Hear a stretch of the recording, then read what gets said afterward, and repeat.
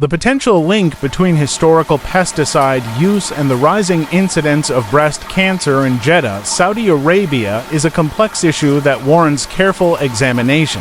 While direct evidence connecting specific pesticides like dichlorvos or carbophurin to increased breast cancer rates in this region is limited, several studies provide insights into the broader relationship between pesticide exposure and breast cancer risk. Pesticide exposure and breast cancer risk. Research has indicated that certain pesticides may act as endocrine disruptors, interfering with hormonal functions and potentially increasing breast cancer risk. A study focusing on farmers' wives in the United States found associations between the use of specific organophosphate insecticides, such as chlorpyrifos and turbufos, and an elevated risk of breast cancer.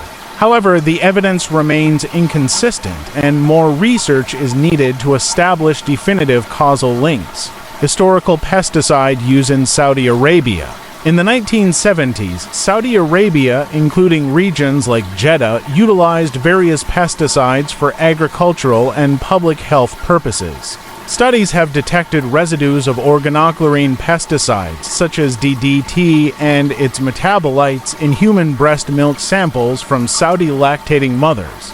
While the detected levels were relatively low compared to other regions, the presence of these residues indicates exposure to persistent organic pollutants. Environmental pollutants and cancer incidence. Environmental pollutants, including certain pesticides, have been implicated in increasing cancer risks. A study examining cancer incidence in Saudi Arabia highlighted that 8 of the 13 most common cancers, including breast cancer, were significantly associated with environmental factors. While the study did not establish a direct causal link to specific pesticides, it underscores the potential impact of environmental exposures on cancer rates.